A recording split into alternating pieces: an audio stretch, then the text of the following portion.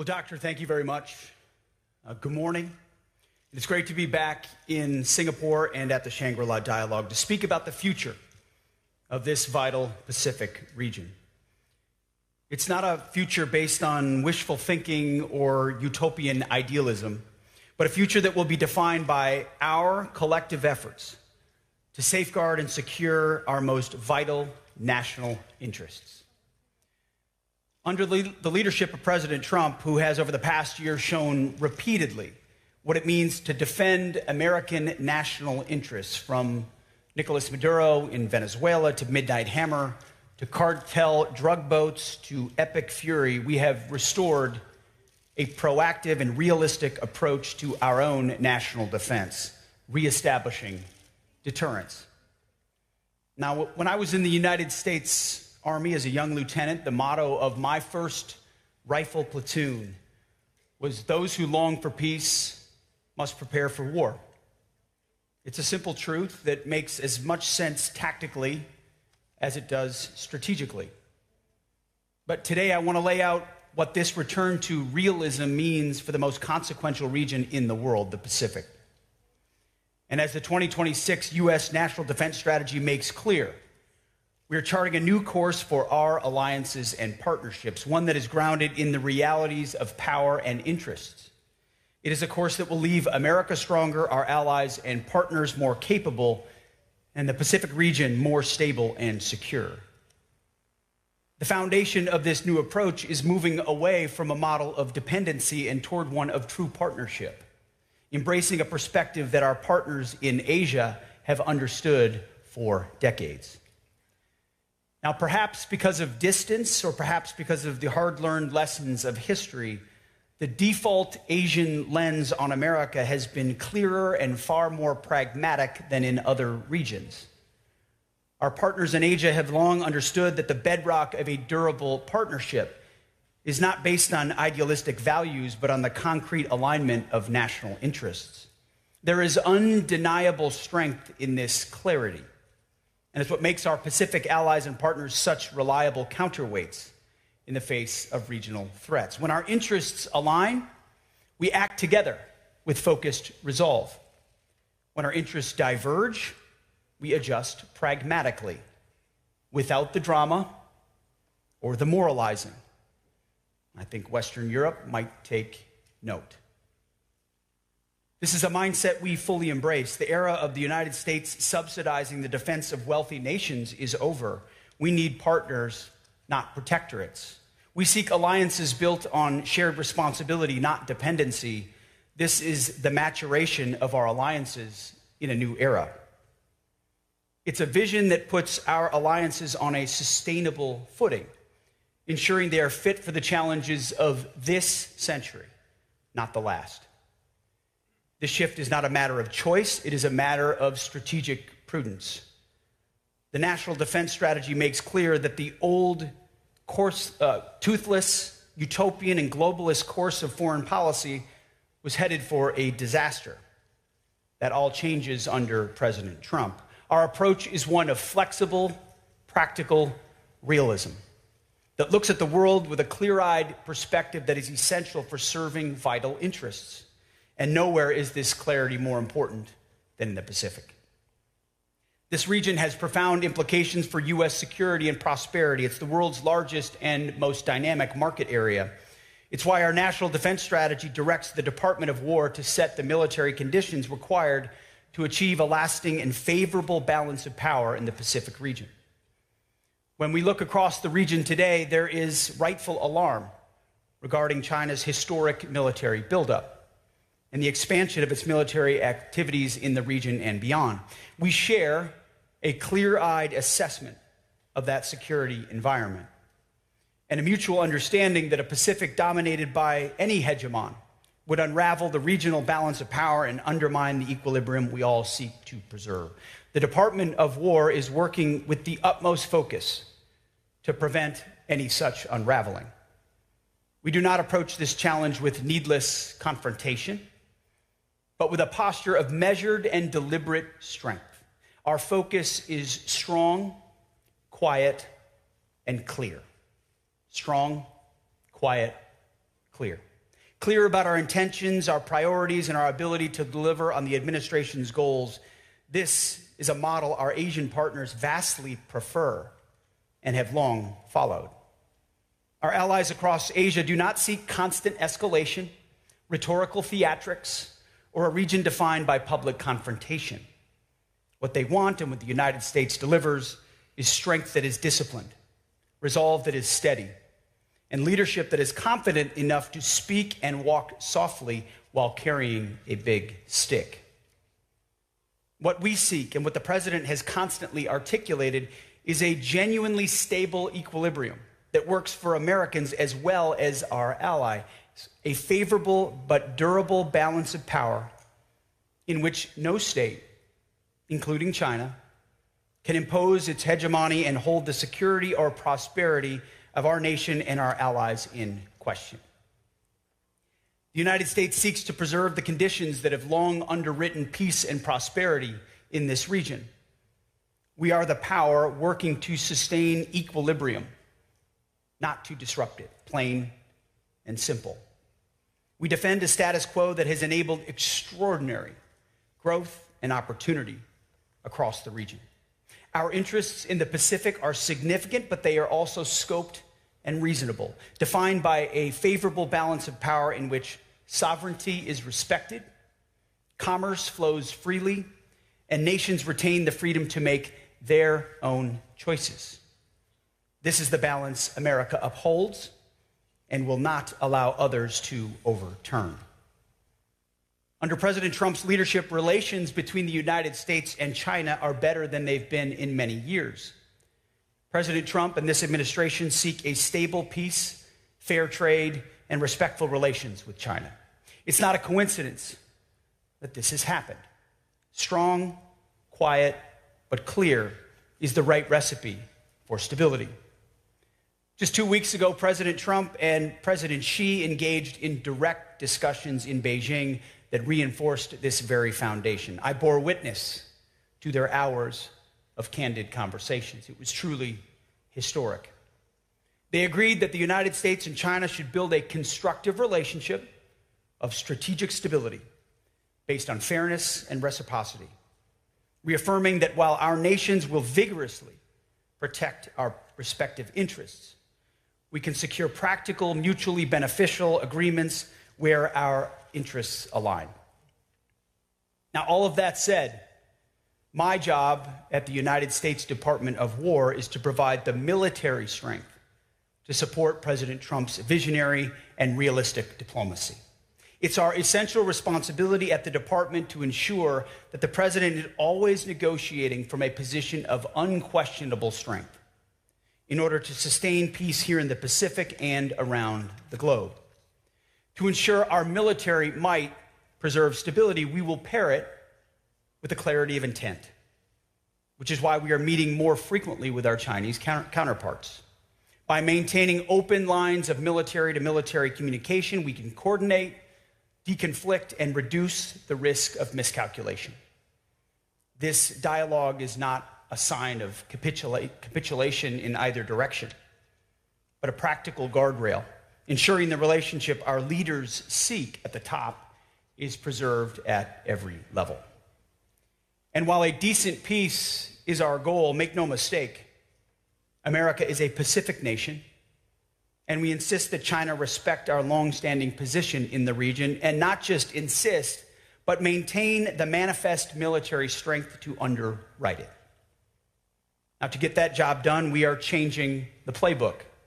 The era of performative outrage is over, where Washington issues loud diplomatic protests that signal virtue but do not project capabilities. Going forward, we will be intentional about how and when we communicate.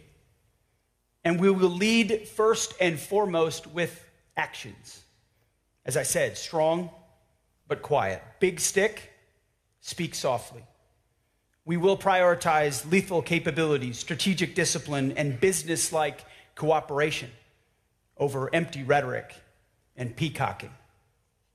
Any potential opponent will be forced to judge us by our hard power, collective readiness, and steadfast resolve. As the National Security Strategy and the National Defense Strategy direct, our approach in the Pacific centers on deterrence by denial along the first island chain. Now, we are reestablishing the Monroe Doctrine, the Donroe Doctrine, as I like to call it, in the Western Hemisphere, aggressively defending our homeland and our hemisphere. We will protect our people.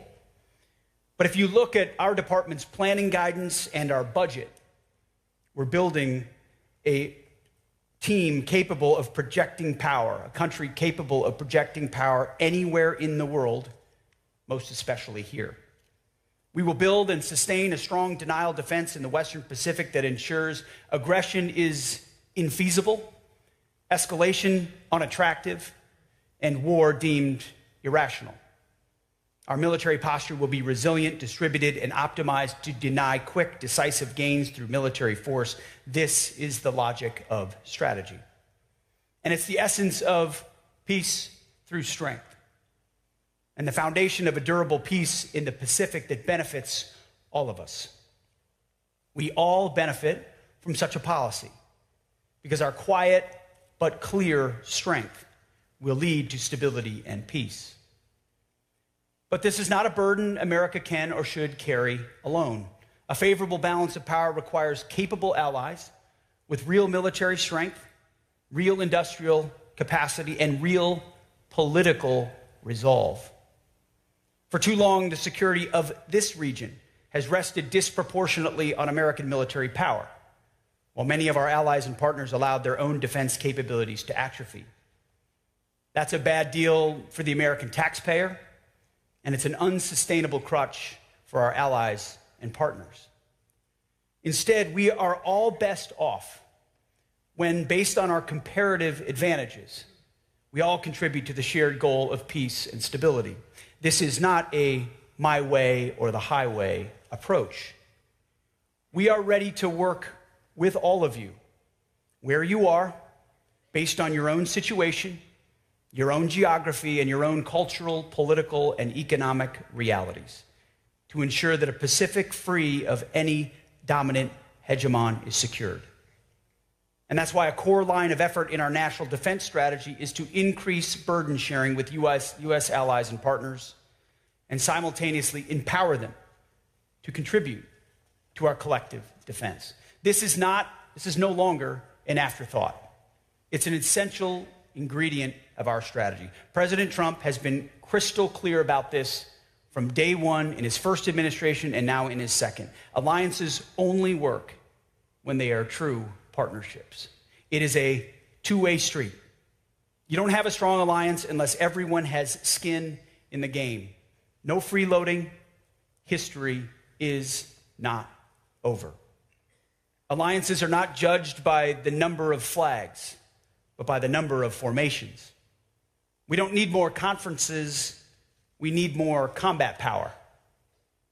I'm sorry to say this here. Less Shangri-La, more ships, more subs.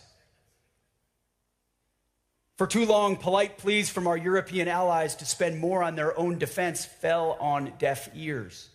They are finally playing catch up, and we let ourselves get distracted by empty globalist rhetoric about the rules-based international order, while European capitals threw open their borders and hollowed out their militaries. You can have all the rules you want, and rules are great, but if you can't back them up with hard power, the rules are not worth the paper they are written on. Europe and NATO have some big decisions to make, and more on that soon. These same principles apply in the Pacific, albeit, of course, in different circumstances. In this region, I'm optimistic that our allies, driven by our shared national interests and the unprecedented threat environment, will step up and step up for real. In fact, we're already seeing progress. If you want to see what burden sharing looks like, consider the Republic of Korea. South Korea has invested consistently in its own defense, not because it does not have the luxury of treating war like an academic exercise. They live on the front lines, and so they build real combat power. President Lee's decision to increase defense spending to the new global standard of 3.5% and to assume greater responsibility for its conventional defense reflects simply a clear-eyed understanding of the threat environment. It won't be easy, but it's necessary for the security and prosperity of his country. This was a hard-nosed decision because they see the world as it actually is. We applaud the pragmatism and leadership demonstrated by Seoul. The region will be far more stable and more secure when other allies and partners follow that path. We see this same realist mindset from the Philippines. Manila is shifting its focus to external defense and enhancing interoperability with U.S. forces. And it's not just talk. Earlier this month, we concluded the largest ever Balikatan, which featured joint training and exercises involving the most advanced U.S. capabilities. The Philippines is also investing more to modernize its military and its Coast Guard, with President Marcos signing a budget this year that includes a 12% increase in defense spending. This spending increase will fund the Philippines' multi-year effort to develop a modern, technologically advanced, and interoperable force that can plug in and fight alongside American warfighters. We're seeing a similar and critical shift in Tokyo. Japan is taking concrete steps to accelerate its defense transformation. Together, we are enhancing our force posture and investing in the right capabilities. We're not at the finish line yet, and there's still some heavy lifting ahead, but the momentum is headed in the right direction. We have high expectations of our Japanese allies, and together we can and must each pull our weight to strengthen the U.S.-Japan alliance. Strong, quiet, clear. Australia is stepping up. Together, we are expanding the rotational presence of U.S. forces and collaborating to ensure our defense industrial base build and sustain weapons required for a high-end fight. We appreciate Australia's investment in real combat power and the commitment to integrate more deeply with the U.S. Joint Force. Across Southeast Asia, we're seeing our partners step up also. Our hosts, Singapore, consistently punch above its weight by investing heavily in its military and serving as a vital hub for U.S. logistics activities and rotational deployments, strengthening our shared regional posture. Indonesia, too, is making important strides as it modernizes its armed forces and expands the scale of military exercises with us and our partners, strengthening interoperability and reinforcing regional stability. I also want to recognize Malaysia's leadership in rapidly deploying ASEAN observer teams to monitor the Thai-Cambodia border. That is burden sharing in action. Nations in the region stepping forward to preserve peace, reduce tensions, and support diplomacy with credible capability. I commend Malaysia and ASEAN for their efforts in support of President Trump's historic peace deal. On the mainland, Thailand continues to deepen military cooperation with the United States to enhance interoperability and develop necessary readiness. Thailand, a longtime U.S. partner, investing even more. We're also seeing the same seriousness of purpose from Vietnam. Hanoi is diligently modernizing its maritime capabilities while expanding pragmatic defense cooperation with the United States.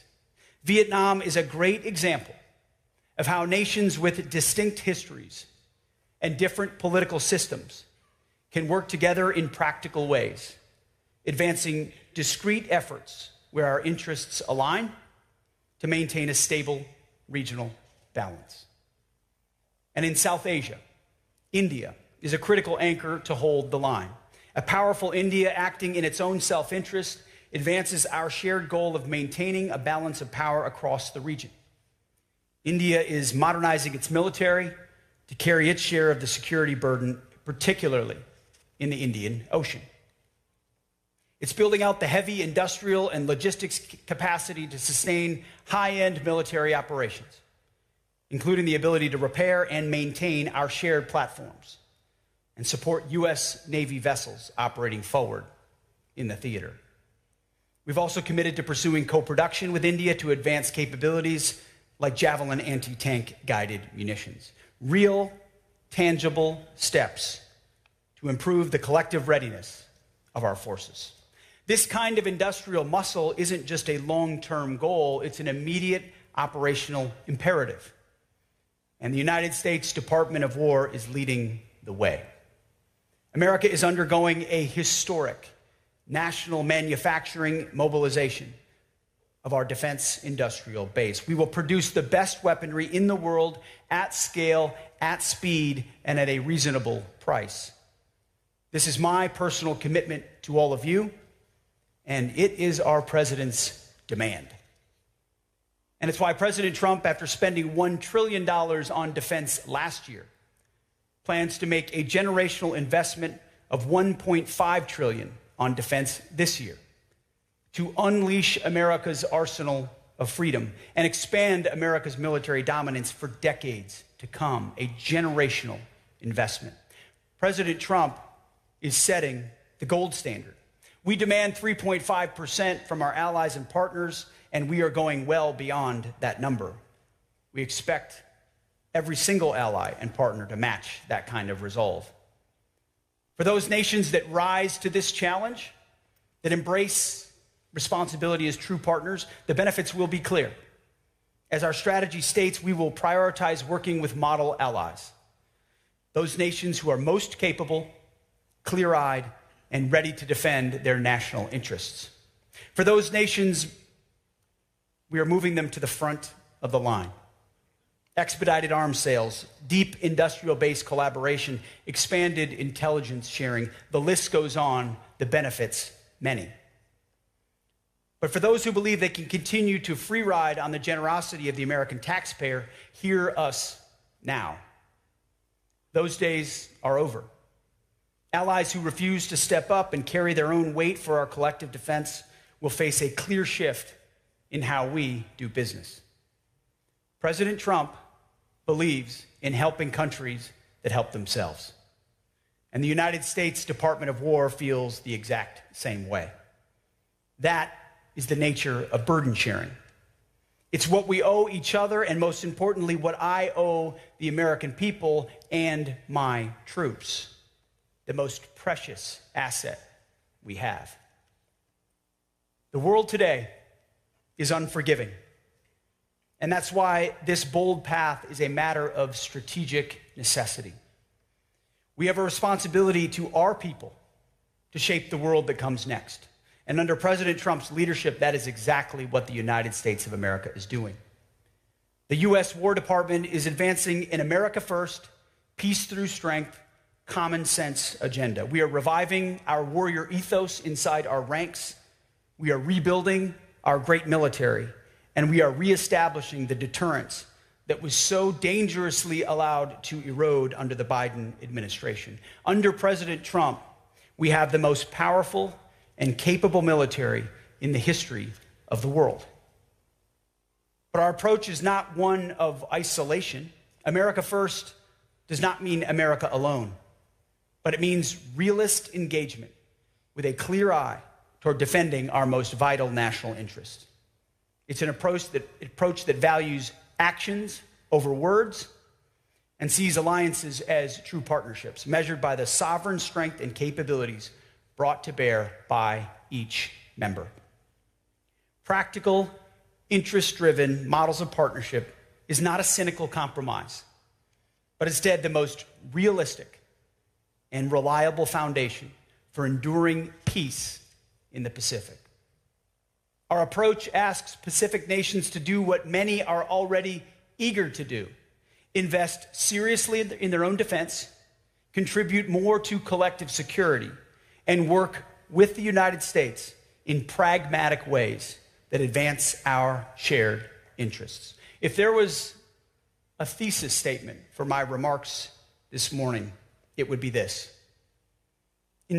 join us in embracing this vision, in building a team of strong, self-reliant nations fully capable of defending their own sovereignty while contributing to our collective security, in preserving the favorable balance of power that benefits all of us.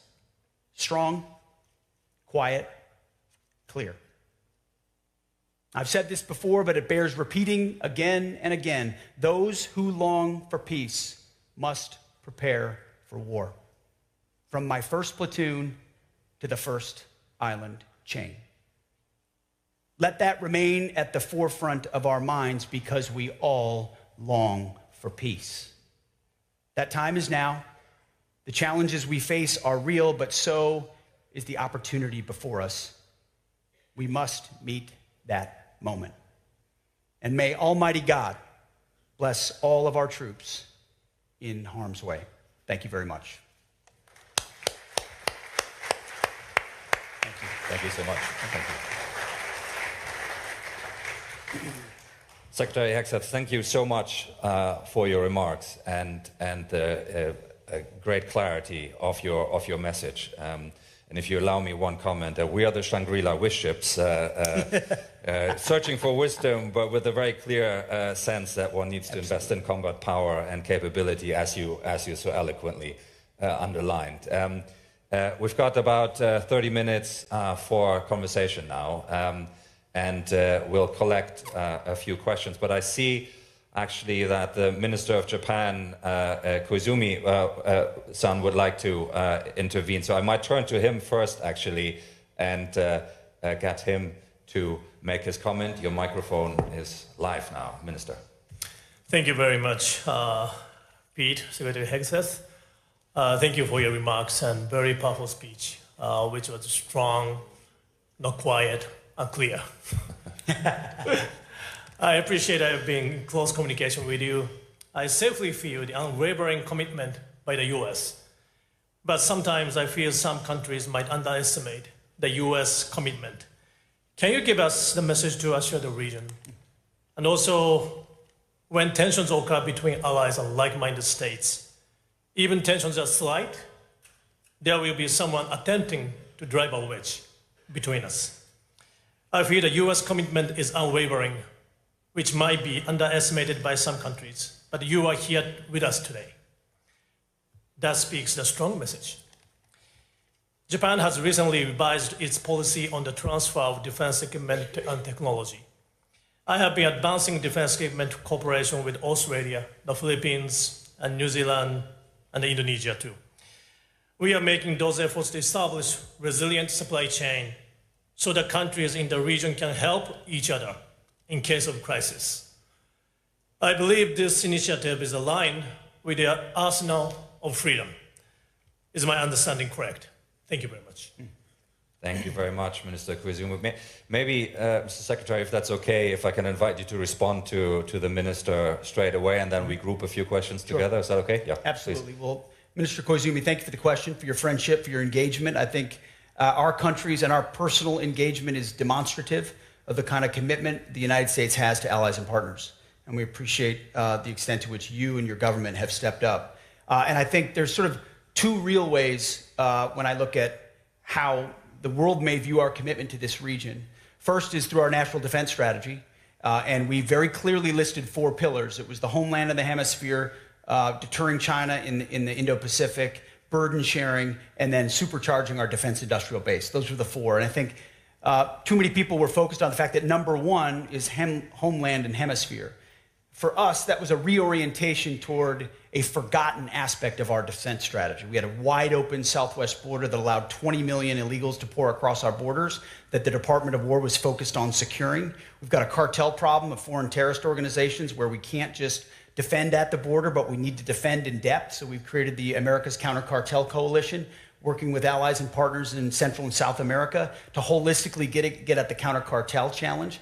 Key terrain like the Panama Canal is something we lost focus on, we're refocused on, and Venezuela's seen a complete change, which creates complications for our adversaries. So staying focused and bringing renewed energy to Southern Command, which had been kind of a sleepy backwater command and now is a warfighting command in our own home hemisphere, was something we had to do institutionally. But if you look at our defense planning guidance or our national defense strategy, we are funding toward, exercising toward, and planning toward the most difficult problem set, which is power projection into this region and working with our allies and partners. So there's a refocus in what we do in our own neighborhood, but in understanding that a $1.5 trillion investment from cislunar to subsea is what's required in order to deter the next conflict. And then I think the second aspect is that people want to conflate that we have global obligations with turning of our backs to this region. And that's why I've made more trips here than anywhere else, and have met and will continue to meet with individual countries and in collective settings like this to demonstrate we are quietly but very strongly working by, with, and through allies based on our mutual commitments to strengthen our capabilities out here. We still have global obligations to ensure that, say, Iran doesn't get a nuclear weapon. We're focused on that. We can do two things at one time. We're supercharging our defense industrial base so that we're building 2x, 3x, 4x the munitions very soon to ensure that all of our O plans are properly funded throughout the world. So I think because there's been a lot of talk previously in the US government about pivots that were never real, there's an instinct to want to look at this and say that it is not. I think it's the exact opposite. Underneath our entire approach is a substantive, serious approach to the Pacific, while also ensuring we maintain our obligations around the world. So thank you for your question. Excellent. Thank you very much. We'll group a few questions together now. The list is extremely long already, so I'll pull out a few. First in this round, please, from Korea, Dr. Chung-Min Lee. Chung-Min. Thank you, Bastian. Mr. Secretary, thank you for your positive remarks on the ROK-US alliance. South Korea's defense spending this year increased 8.2%, and we are fully committed to every single matrix you mentioned on a self-reliant defense posture. In this regard, my question to you, sir, is twofold. Number one, President Trump said yes to President Lee's request for American support in building nuclear-powered submarines for the ROK Navy for larger deterrence missions. And number two, wartime OPCON transfer to the ROK within the next couple of years. Could you please enlighten the audience on these two aspects of the strong and stronger U.S. ROK alliance? Thank you. Thank you very much, Chung-Min. We'll take one or two more in this round. Next, please, from China, Weibin Zhao. Your microphone is on. Thank you, Chairman. Mr. Secretary, I'm Senior Colonel Zhao Weibin from China. You just mentioned in your speech that during President Trump's historic visit to China, the two countries have agreed upon a new definition of China-US relations, which is constructive strategic stability. So what's the implication of this new definition for US-China military-to-military relations in particular? As the head of the War Department, how would you implement the consensus reached by the two heads of states in real tangible steps rather than peacocking? Yes. So how would Pete bring peace in and war out? Bring cooperation in and confrontation out.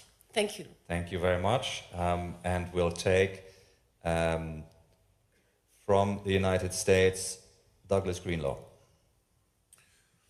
Secretary Hegseth, thank you for your principled leadership of the Department of War.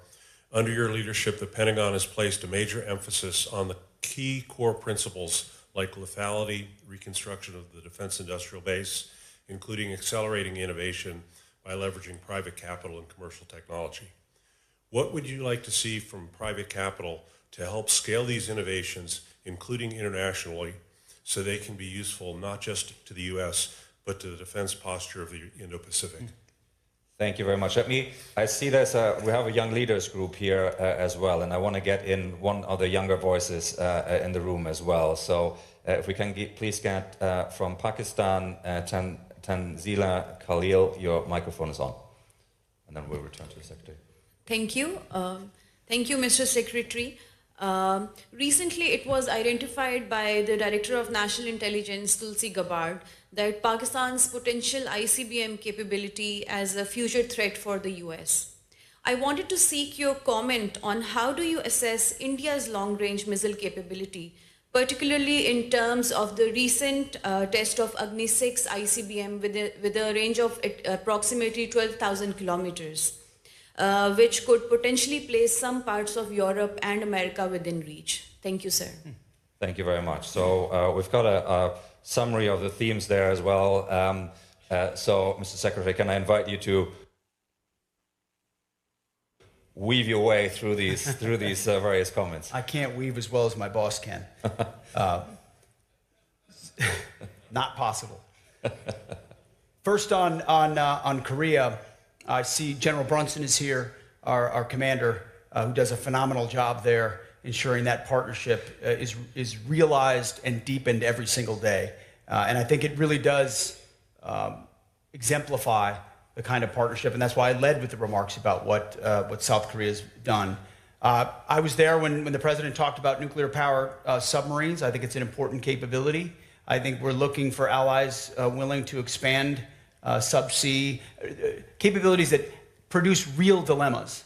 And I think that's what we recognize is that our undersea warfare capabilities is unmatched, substantially unmatched, and creates a lot of strategic dilemmas for potential adversaries wondering where we are and what our capabilities may be. Allies and partners seeking similar capabilities in their own defense and in regional stability makes a lot of sense to us. So I think when you're working with and talking to President Trump, someone who's willing to think outside the box and shake up sort of a stale view of what may or may not be possible, expand the Overton window, asks like that are important, and I think you'll see an acceleration in our willingness to come alongside countries that want to run quickly. Now, there's challenges, and how we get past them will require collaboration, but we're very much committed to that.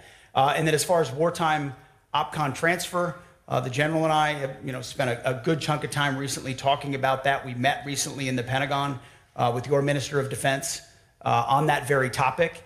And frankly, it's a breath of fresh air for an ally to want to take more control more quickly.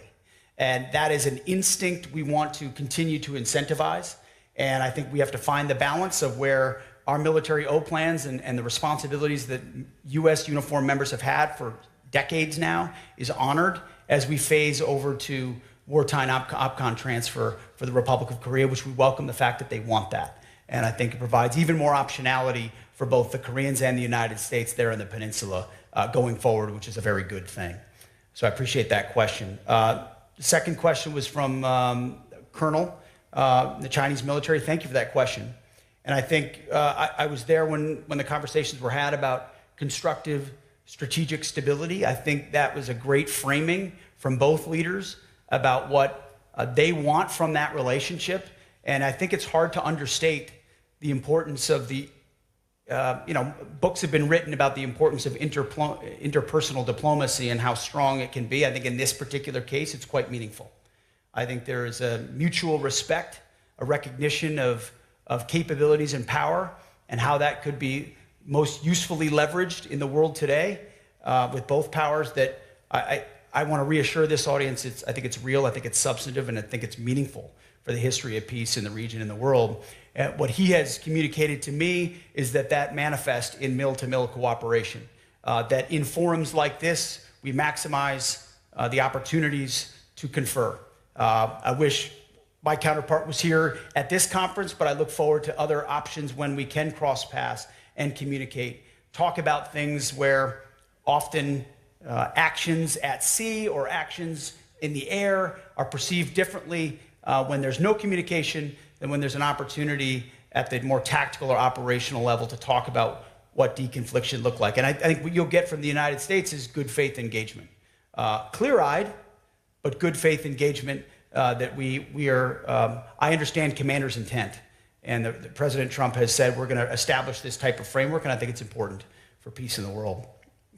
The third question was about defense innovation and private capital's role. The static model of how the United States of America procured weapons and acquired weapons was insufficient for the modern age. You effectively had 5 prime contractors who were appended, in some cases, not all cases, but in too many cases, appendages of the Pentagon bureaucracy, and had been grown accustomed to meeting the cost overruns, the time overruns, and the congressional annual system that gave everyone excuses to perpetuate that. Didn't give us enough fast enough, always seeking the 100% solution that arrived a decade later as opposed to the 90% solution that we get in the hands of warfighters 2 years from now. And so I think one of the unsung heroes of our department is my deputy Secretary of War, Steve Feinberg. He's our secret weapon. He came from the business, truly. If you don't know him, you should get to know him. He came from the business world and has taken that very same business mindset, I think for the first time ever inside the Pentagon, and has effectively said, and there's a lot of micro aspects to this macro approach, but if you want to do business with the Department of War, we'll make a trade with you. We will give you long lead times on critical munitions that we're clearly going to be purchasing for 5 to 7 years, or platforms. We're going to move into platforms. We're going to move into ships. We're going to move into airframes, you name it.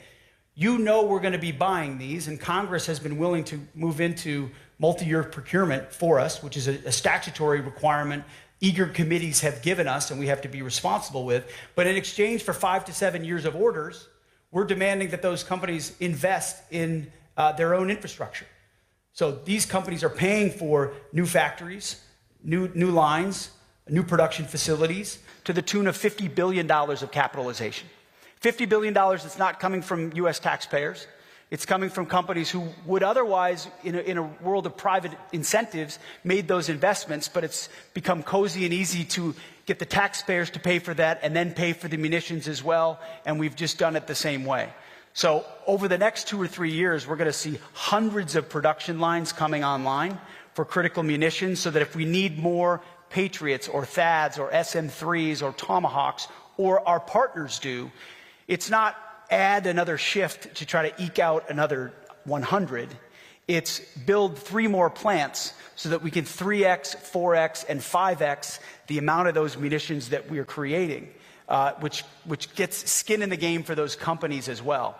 And through doing that and opening up our bureaucracy, which we go to war with our bureaucracy every single day, our job is to make sure we don't have 5 prime contractors by the time I'm done, but we've got 10, 15, or 20 who are able to compete on an equal footing, and now you really are building an arsenal. And then if you add on top of that co-production with partners around the world who want to do the same, now you're building a global arsenal of freedom that we require. We take responsibility, we take very seriously our responsibility as the foundation for Western defense, but the more rich countries who have robust manufacturing capabilities get into the defense business, because of the reality of the moment, the more options we're all going to have. And so we welcome that and want to be a leader there. The final question was about India-Pakistan. And I mentioned India here, but I very easily could have mentioned Pakistan and the role that the Field Marshal and the Prime Minister are playing in peace negotiations. I think an unexpected development and a true friendship developing there, which I think is important. And you saw that in the ability of the president to come together on brokering a peace between India and Pakistan, 2 nuclear-capable countries. I think both sides there are going to see understandable threats coming from the other, maybe some of which we see differently, and countries are going to want to develop ICBM threats, but we're not pointing a finger, at least from our view right now, at either country and calling them a threat to us. And we're grateful for, in each of their lanes, the benefits they've given to peace around the world. Excellent. Let us get one more round of comments and questions in. If I can ask for crisp, short questions so that we can get to answers. First one in this round from the United Kingdom, Tom Beckett. Mr. Secretary, thank you very much. Noting applauding the defence procurement changes that you're making in the Pentagon, on the 22nd of May, the Acting Secretary of the Navy said that the 14 billion FMS to Taiwan had been paused to preserve stocks for Epic Fury. Looking to the future, that's fine. In the here and now, how do you reconcile that with expedited arms sales for partners? Thank you very much, Tom. We take another question from China, Dong Wang. Your microphone is on. Thank you for the speech, Secretary Hegseth. Most recently, U.S. Forces Korea Commander General Xavier Bronson made a striking remark in a public interview, stating that South Korea is, quote-unquote, a dagger in the heart of Asia aimed at China. This comment stands in a stark contradiction to the spirit of a constructive China-U.S. relationship of strategic stability, which our two presidents agreed to build during President Trump's most recent visit to China, which you also just referred to in your speech. President Trump, in particular, has also repeatedly emphasized his desire to forge the best possible relationship with China. My question is simple. Does General Brunson's statement represent the official position of the Trump administration? And is characterization of South Korea's role as a dagger aimed at China authorized or endorsed by the Pentagon? Thank you. Thank you very much. The General is in the room, so he has an opportunity to perhaps follow up with you in the coffee break. But let me get one or two more questions in for this round.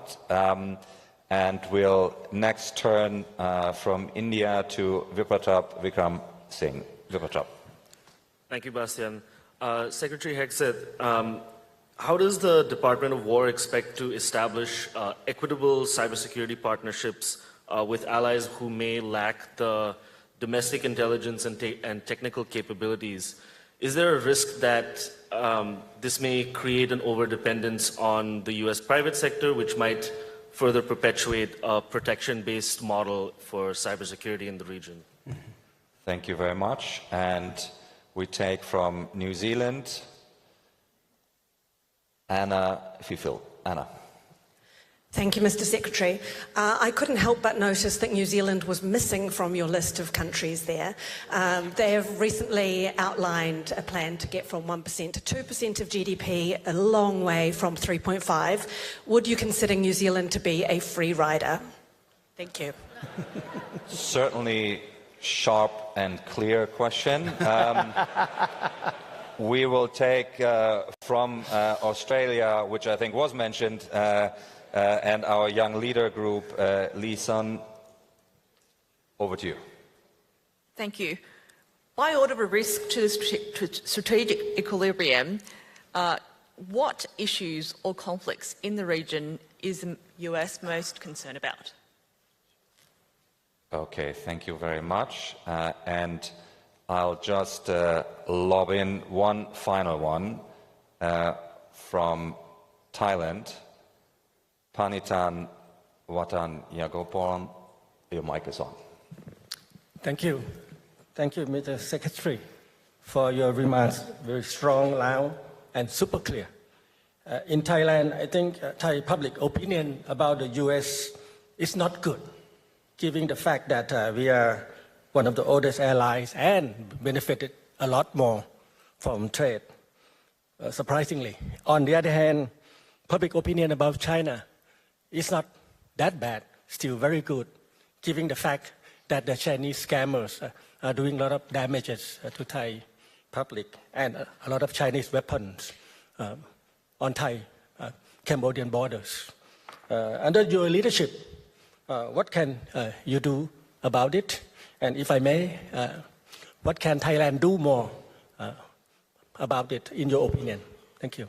Thank you very much. So again, a very rich set of themes to choose from. Perhaps, Mr. Secretary, I'll invite you to address that first point on Taiwan arms sales, and then we'll get through the other questions. Yeah, I would, on the Taiwan arms sales, I would very much decouple the two, and we feel very good about our stockpiles, both how we use them and in epic fury in this historic moment, and I don't think enough credit has been given to President Trump for his willingness to take on this global threat and do so through Admiral Cooper and our CENTCOM commander in a devastatingly effective way. And you know, status as of right now is that any deal will be a good deal. And I had a chance to talk to President Trump this morning. He wanted me to reiterate how patient he is in ensuring that with America undertaking this kind of historic endeavor, any deal will be a good one, a great one, and he's patient in the pursuit of that because of how the implications of how that sorts out. And certainly our department, we were in a cabinet meeting just a couple of days ago, and the president said, hey, it will be a great deal, and if Iran doesn't want to make a great deal that ensures they don't get a nuclear weapon, they can deal with the guy on my left. That was the only time I've ever been accused of being on the left. And he was pointing at the War Department. And we're serious about that. Our ability to recommence if necessary is, we are more than capable. Our stockpiles are more than suited for that, both there and around the globe, because of how we balance exquisite and more plentiful munitions. So we're in a very good place. And I wouldn't, Hung Kao is fantastic, but I would not couple the two in any way at all.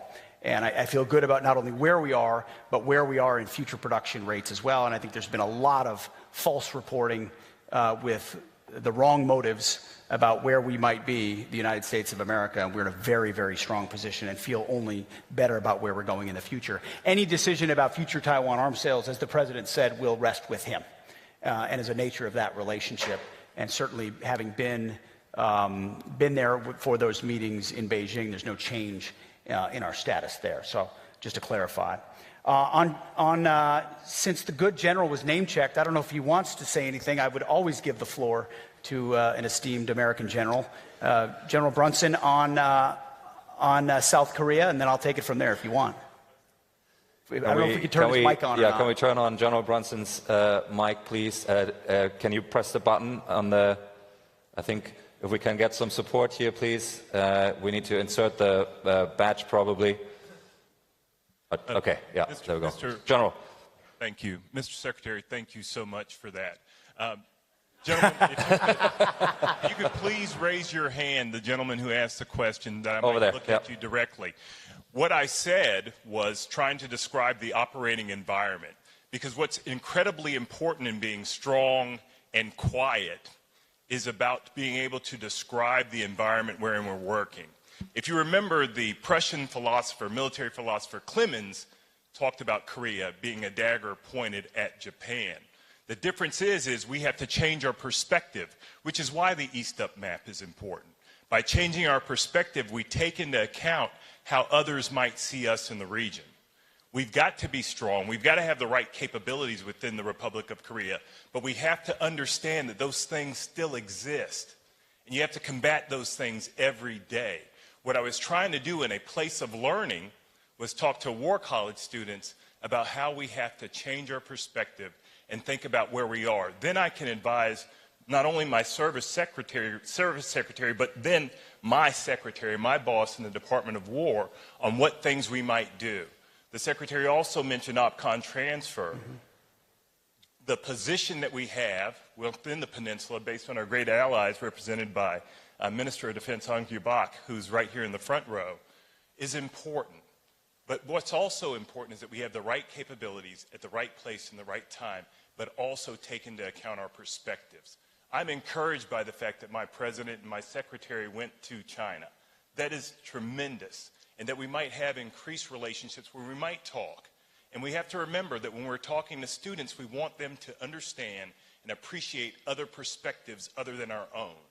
So many times over the course of my career and the secretary's career, we've thought blue and red. Mm-hmm. Well, now there's a green there where we might have in this green space the opportunity to talk and to have military thought. The only way there will be philosophers in the future wearing uniforms like myself will be that we enter into the field of ideas. And we challenge ideas. And I'm okay with the challenge of the ideas, but we have to remember that context will always be king. And we have to take remarks contextually. And I would encourage that you listen to the entire podcast, as well as the speech that I gave to the War College students, which was pretty good. Thank you. Thank you very much for that response. That's why we gave him the mic. Very good. We've got 2-3 minutes left to get to... I'd like to give the remainder of my time to the general. New Zealand defense spending. We've got that question on prioritizing regional challenges and conflicts, and then there was a question from Thailand as well. There was a question on cybersecurity as well. I think what you've seen from our operations is how central we've made that capability, how important it is, how decisive it can be. And now that we're moving into the brave new world of AI and what it enables, the United States has incredible private sector advantages there that we intend to responsibly harness, which would require understanding how they work and how they can be utilized offensively or defensively, but responsibly, and working with partners on cyber. And those cyber relationships is going to be a huge part of how we enable partners, whether it's AI or not. New Zealand, I appreciate the question. Listen, I mean, if I'm being honest, 2% is not enough, and so 2% is freeloading. But I don't have anything against New Zealand. I want partners to step up. I didn't intentionally leave it off my list. I look forward to working with the new defense minister there and enhancing those capabilities. I think that relationship has been a very fruitful one for a very long time. But I think, as my friends Richard Marles and John Healy know, I'm probably the most blunt with our closest friends about what our capabilities are and where they need to be to ensure that we're locking arms and shields considering the threats of the world. And we can't just say, oh, we've been friends for a long time, so let's work together. It's we've been friends for a long time, so you better have the same capabilities we do, because if we don't, our alliance is meaningless. And that's the kind of realism President Trump has asked me to inject into all relationships. I can't remember the last question. There was a question on Thailand, public, yeah. Yeah, I had a great meeting with, one of our oldest allies, almost 200 years, and I think played a very constructive role and is continuing to try to play a constructive role in how that conflict gets resolved. Had a great meeting yesterday with the Minister of Defense, and I think we found some public ways and some private ways that we can deepen our partnership meaningfully. So certainly very committed to that relationship. Fantastic. Secretary Hegseth, thank you so much for being at the Shangri-La Dialogue. It's a real pleasure. Thank you.